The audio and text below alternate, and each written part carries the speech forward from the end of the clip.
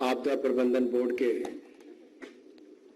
Vice chairman, Bharatiya Janata party के प्रदेश के मुख्य प्रवक्ता, पूर्व में रहे हमारे यहाँ के विधायक आदरणीय भाई रणधीर शर्मा जी, भाखड़ा ब्यास मैनेजमेंट बोर्ड के चेयरमैन आदरणीय संजय श्रीवास्तव जी, हमारे चीफ इंजीनियर आदरणीय CP Singh ji, SCB BMB Shri Kamboj जी, यहाँ पर उपस्थित सभी माननीय अधिकारीगण,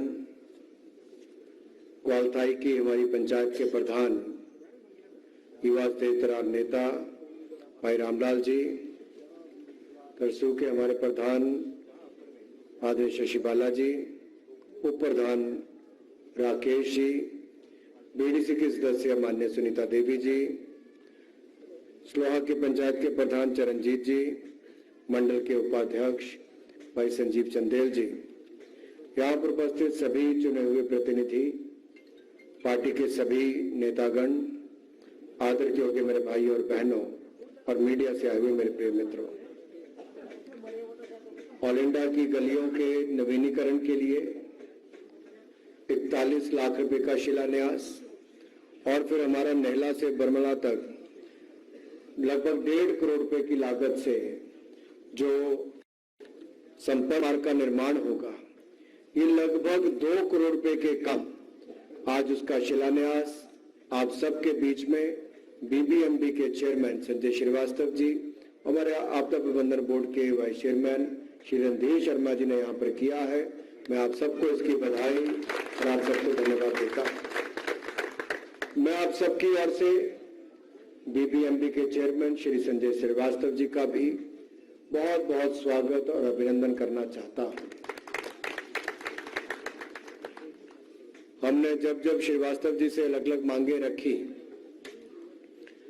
चाहे हमारे पानी की समस्या हो, सिंचाई के लिए पानी की आवश्यकता हो, इस क्षेत्र में विकास करवाने की बात हो, एक परिवार के नाते इन्होंने इस क्षेत्र की मांगों को देखा भी है, पूरा भी किया है और मुझे खुशी इस बात की है। नहीं तो कई बार क्या होता है कि अधिकारी आते हैं, उनको लगता है बहुत बड़ी एक कंपनी होगी, एक तरह से मैनेजमेंट बोर्ड तो बीबीएमबी, तो हम उसके चेयरमैन हैं, अधिकारी हैं, तो हमें आम जनता से क्या लेना देना। ऐसा नहीं, ये आम जनता को भी अपना परिवार मानकर इस क्षेत्र का विकास करवा रहे हैं। मैं बीबीएमबी के सभी अधिकारियों का इसके लिए बहुत बहुत आभार प्रकट करता हूं और जो सहयोग इन सबका मिलता है उसके लिए भी धन्यवाद। हमारे भाई रणधीर जी ने, प्रधान हमारे भाई रामलाल जी ने, दोनों ने ही मांगे अलग अलग रखी हैं। लेकिन मित्रों, मैं उस मांगों पर आने से पहले कुछ बात तो ये भी कहना चाहता हूं। हमारी डबल इंजन की सरकार ने पिछले 5 वर्षों में हिमाचल प्रदेश में चहुमुखी विकास किया है। सड़क हो, शिक्षा हो, स्वास्थ्य हो, रेल हो। मैं जिला बिलासपुर की ही बात क्यों ना करूं। सबसे छोटे जिलों में से एक हमारा जिला बिलासपुर है। ना कोई बड़ा अस्पताल था, ना बड़ा कोई शिक्षा केंद्र था, ना कोई बड़ी 4 लेन जैसी या रेलवे की कोई सुविधा थी। लेकिन आपने मुझे सांसद बनाया। मैंने कहा था हमारा प्रयास रहेगा कि हम बिलासपुर में जो कमियां हैं उनको दूर करेंगे।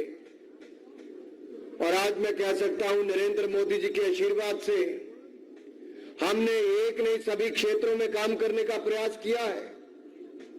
जो देश में केवल दिल्ली तक एम्स अस्पताल सीमित था, 1470 करोड़ रुपए का एम्स जैसा इंस्टीट्यूट कहीं और नहीं, नैना देवी विधानसभा क्षेत्र में लाने का काम किया। 750 बेड का अस्पताल, 100 सीट का मेडिकल कॉलेज, 60 सीट का नर्सिंग कॉलेज, 64 बेड का आईसीयू वार्ड, 18 स्पेशलिटी तो 18 सुपर स्पेशलिटी की सुविधाएं हिमाचल प्रदेश के शायद ही किसी अस्पताल में हो, वो हमारे बिलासपुर के नैना देवी में हमारे रणधीर जी के विधानसभा क्षेत्र में देने का काम किया। शर्मा जी को जय श्री राम। जय श्री राम, जय श्री राम। अनुराग जी को जय श्री राम। जय श्री राम, जय श्री राम। हमारे बच्चे डॉक्टर भी बनेंगे, नर्स भी बनेंगे, हमारे इलाज की भी एक बहुत बड़ी सुविधा यहाँ पर खड़ी हुई है। कहना आसान लगता है, हम एक डिस्पेंसरी की मांग करते थे, इलाके में डिस्पेंसरी खुल जाए, तब भी कहते थे डिस्पेंसरी खुलेगी। यहां तो डिस्पेंसरी नहीं, जो कभी केवल दिल्ली तक था, वो एम्स अस्पताल भी हमने अपने बिलासपुर में खोलने का काम किया है। मोदी जी ना होते तो संभव ना होता। प्रधानमंत्री बनने के पहले 2 महीनों के अंदर, मई 2014 में ही मोदी जी ने पहले बजट में घोषणा करवा दी थी और नवंबर 2019 में 5-6 महीने के बाद नड्डा जी को देश का स्वास्थ्य मंत्री बनाया। फिर नड्डा जी ने इसकी जिम्मेदारी ली, उसको आगे बढ़ाया और बनवाकर तैयार किया। IIM मैंने उस समय एम्स के साथ मंजूर करवाया था, लेकिन वो भी यहां से लेकर सिरमौर ले गए। 4 लेन हाईवे आज से 2 साल पहले तक बन चुका होता, कंपनी भाग गई, लेकिन हमने फिर नया ठेका दिया। ये जो 2 घंटे 40 मिनट का समय लगता है कीरतपुर से लेकर बिलासपुर पहुंचने तक, बेरित पहुंचने में, ये 30 मिनट का समय रह जाएगा। 2 घंटे कम हो जाएंगे, तेल भी कम लगेगा, पैसा भी कम लगेगा, समय भी कम लगेगा। रेलगाड़ी तो एक ऐसी सुविधा है कि ऊना से दिल्ली जाना तो वैसे बस की टिकट शायद 600-700 रुपए की कम से कम लगती होगी, ट्रेन की टिकट 100 रुपये की लगती है। और जब हमारी रेलवे लाइन बिलासपुर बेरी से लेकर दिल्ली तक चलेगी, दिल्ली ने बाकी देश से भी जुड़ेगी, तो हमें हेडक्वार्टर जाना होगा, तब भी कम खर्च आएगा, बाकी भी कम खर्चे आएंगे। इंजीनियरिंग करनी हमारे बच्चों ने हो तो बंदला में हमने 140 करोड़ रुपए का इंजीनियरिंग कॉलेज NTPC NHPC से खुलवा दिया। एक के बाद दूसरा प्रोजेक्ट लाने का काम किया। हमारी बहनों को पानी लेने के लिए दूर ना जाना पड़े, तो हर घर नल और नल से स्वच्छ जल देने का काम हर परिवार के लिए हम इस साल पूरा कर देंगे, ये भी हमने किया। हर गांव को बिजली देश भर में दे दी, हर बहन हर परिवार का बैंक खाता खुलवा दिया। आपदा आई तो जनधन खातों में महिलाओं के 1500 रुपए मदद के रूप में नरेंद्र मोदी जी की सरकार ने डाले 31,000 करोड़ रुपए की मदद की और 4-4 LED के बल्ब दिए। यही नहीं, जो गरीब थे 80 करोड़ गरीबों को, जरूरतमंदों को 1-2 महीने नहीं 28 महीने दुनिया का कोई देश मुफ्त में अनाज नहीं दे पाया। नरेंद्र मोदी जी की सरकार ने 80 महीने तक अनाज मुफ्त में दिया। और छोटी बात को ने जी 80 करोड़ लोगों को, दुनिया भर में अनाज का संकट है, लेकिन हिंदुस्तान में जो आपको PDS का मिलता है उसके ऊपर जाकर 80 करोड़ लोगों को 5-5 किलो अनाज अलग से देने का काम किया। यानी कि हर परिवार के अगर 6 व्यक्ति होंगे तो 30 किलो अनाज एक्स्ट्रा मिला है, ताकि महामारी के समय कोई भूखमरी से ना मरे और महामारी से भी ना किसी की मौत हो। तो वैक्सीन बनाई भी और 200 करोड़ वैक्सीन मुफ्त में लगवाने का काम भी किया, तो मोदी जी की सरकार ने किया। आप में से वैक्सीन किस किस ने लगवा ली? जिसने 2 लगा ली दोनों हाथ खड़ा कर दे। दीवार पार वालों ने लगवा ली तो वो भी हाथ खड़ा कर सकते हैं भाई। तीसरी भी लग गई, तुम्हारे जोरदार तालियां मोदी जी ने। 2 वैक्सीन, तीसरा बूस्टर डोज लाके पैसा कोई नहीं लगा तो और की चाहिए, तो जान भी बच गई। जान बची है, हजारों बचाए, नहीं तो दुनिया भर में तो एक डोज लगने के हजारों रुपए लग रहे। परिवार के 6 लोगों को डोज लगनी होती तो समझो खर्चा कहां चला गया होता। आज आपके बिजली का कोई बिल नहीं आ रहा, पानी का कोई बिल नहीं आ रहा, वैक्सीन आपको मुफ्त में लगवा के दे रहे हैं, अनाज 5-5 किलो एक्स्ट्रा अलग से एक परिवार के एक व्यक्ति को दे रहे हैं।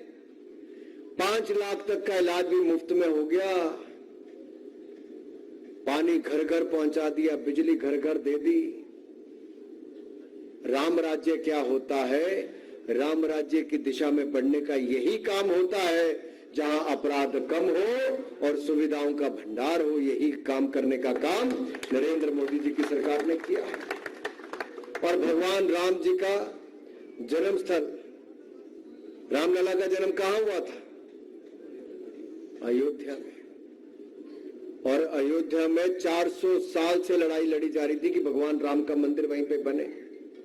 तो हमने मंदिर बनाने के लिए समय नहीं व्यतीत खराब किया। जैसे कोर्ट का निर्देश आया, अब भव्य राम मंदिर कहां बनकर तैयार होगा? अयोध्या में। और अगले साल से आप राम मंदिर के दर्शन करने भी जा सकते हो, वहां पर पूजा अर्चना करने भी जा सकते हो।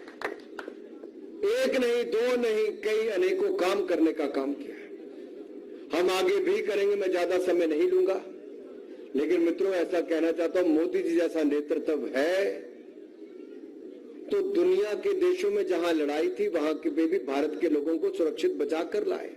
सीरिया, लीबिया, अफगानिस्तान से लेकर बाकी देशों से, रशिया यूक्रेन के युद्ध में हमारे 27,000 विद्यार्थी जो डॉक्टरी की पढ़ाई करने गए थे, उनको बचाकर कौन लाया? एक खरोंच नहीं लगने दी। ऑपरेशन गंगा चलाकर सुरक्षित नरेंद्र मोदी जी की सरकार बचाकर लाई है मेरे भाइयों। ये कहना छोटी बात है। अपने यहां पे लड़ाई छिड़ी हो दो लोगों के बीच में, तब भी बंदा बीच में से निकालना मुश्किल है।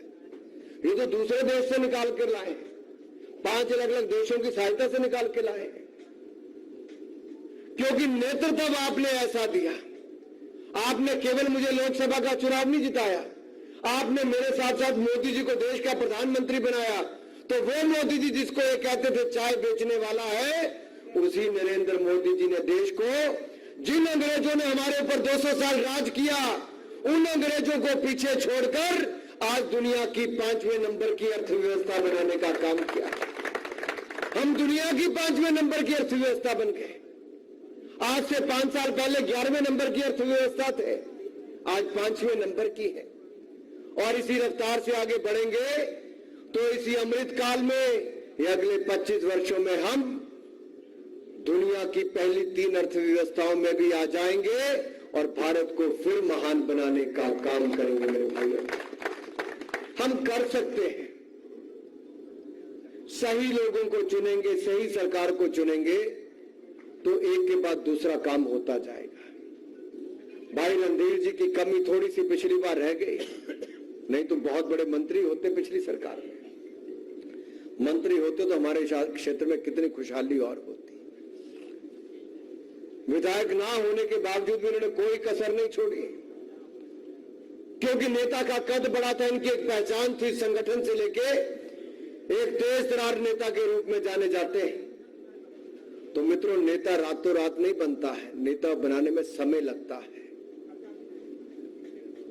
और जब नेता बनाने में समय लगता है तो नेता के साथ खड़ा होने का समय आ गया है। अब की बार न केवल रणधीर जी को जिताएंगे, रिकॉर्ड मतों से जिताकर भेजेंगे, ताकि शर्मा जी को जय श्री राम। जय श्री राम, जय श्री राम। शर्मा जी अब आगे बढ़ो, हम तुम्हारे साथ हैं। 2-3 बातें हमारे रामलाल जी ने यहाँ पर कही, रणधीर जी ने कही। रामलाल जी में प्रधान रामलाल जी, दूसरे रामलाल कौतिक चली पहनते प्रधान जी बोलना, मेरा नाम नहीं लेना फिर।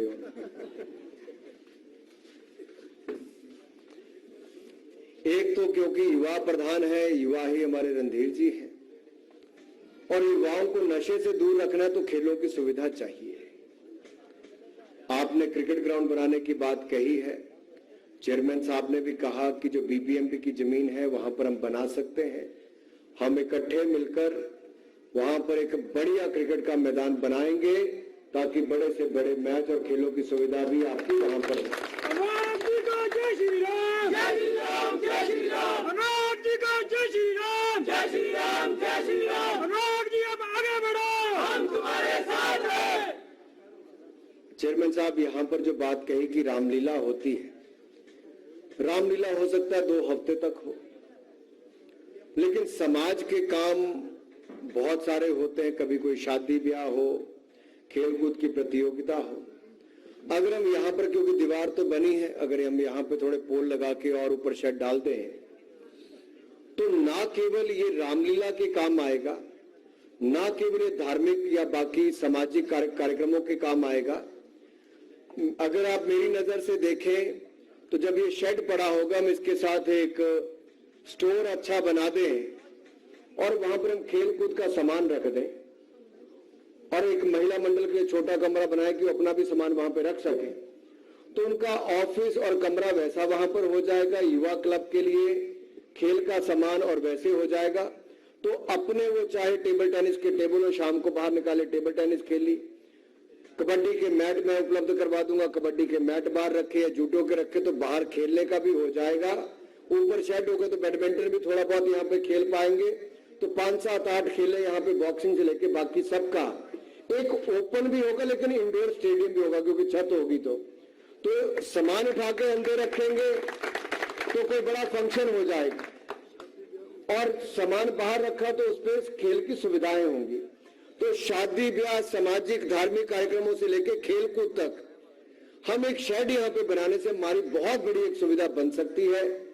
आइए इकट्ठे मिलकर कुछ ऐसा करें ताकि ये भी एक यादगार रहे कि आपके कार्यकाल में यहाँ पे बहुत शानदार सुविधा बनी। ये भी मैं आपसे आग्रह करना चाहता हूँ। राम जी का जय श्री राम। जय श्री राम, जय श्री राम।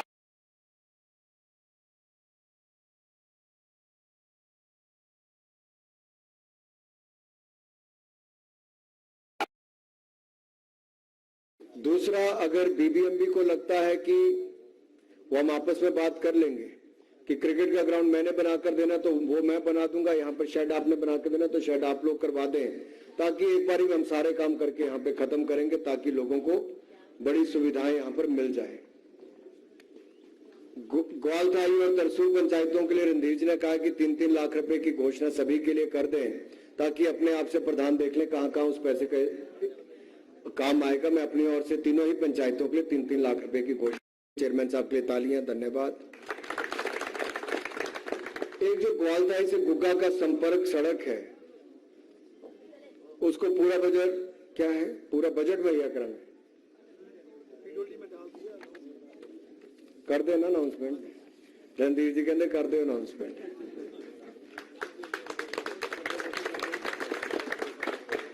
अनाउंसमेंट आज कर देना, काम में तो फिर तो इलेक्शन तो बाद शुरू करा दे। नेता उपाध्यक्ष आपदा प्रबंधन बोर्ड श्री रणधीर शर्मा जी को भी शहर के प्रेजेंट कर सम्मानित करने की कृपा कर दे। हम सभी की ओर से सम्मान स्वीकार करने के लिए आपका बहुत बहुत धन्यवाद मान्य। सुभाष जी बीएमबी के चेयरमैन और इनके अधिकारियों ने किया, जरा जोरदार तालियां इनके लिए भी करके सब आभार प्रकट करें।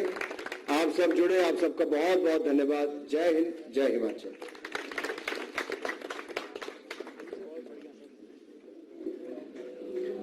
आपका बहुत बहुत धन्यवाद सर। इससे